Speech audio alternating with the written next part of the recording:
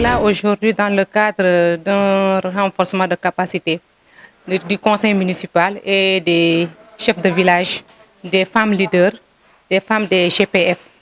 Et cette activité entre dans le cadre du projet de AIDA, qui est Kongol Réobé, qui est un projet de leadership.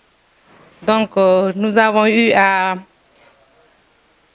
élaborer deux thématiques, à savoir la décentralisation pour les 2 jours passés. Et hier, aujourd'hui, nous parlions des compétences transférées qui sont incluses dans la décentralisation. Et ensuite, aujourd'hui, la journée d'aujourd'hui, c'est-à-dire la 4e séance, nous avons eu à élaborer ou bien à expliquer ou bien à présenter une thématique sur la prise en charge du genre dans les instances de prise de décision et dans les activités de la commune.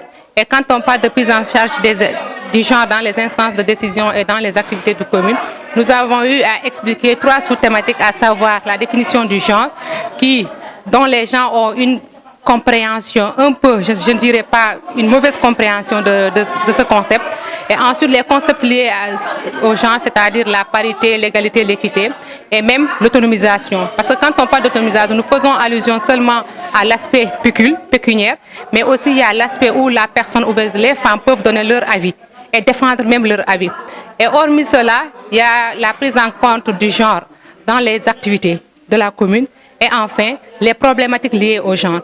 Parce que certes, vu le travail que AIDA est en train de mener au sein de ces localités-là, de ces communes, nous constatons un changement, mais il reste. Certes, il y a une implication des femmes dans les instances de prise de décision, mais est-ce qu'en réalité, quand on parle d'explication, est-ce qu'elles ont leur mot à dire et elles défendent ce qu'elles disent? C'est là où le bas blesse et nous nous sommes dit qu'il faut qu'on continue la formation, le renforcement de sa capacité, de permettre aux femmes, en les inculquant pas mal de connaissances, pas mal de compétences, pour qu'elles puissent être autonomes.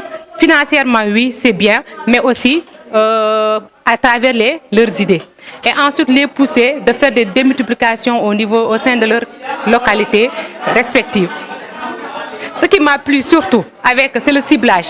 Parce que nous nous sommes rendus compte que les participants, il y a pas mal d'acteurs qui sont là.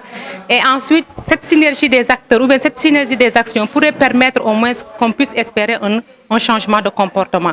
Parce que nous, seules femmes, nous ne pouvons pas aller toutes seules. Il faut l'accompagnement des hommes. Et pour montrer qu'aux participants, quand on parle de genre, c'est juste une complémentarité, c'est juste la prise en compte des personnes en situation de vulnérabilité, que ce soit la femme, les jeunes, les personnes âgées, etc. Donc, c'est ce qui nous a amené aujourd'hui. Nous remercions au passage le coordinateur parce que c'était une équipe. Je suis là avec Tamoumou qui gérait un projet dénommé sécurité alimentaire.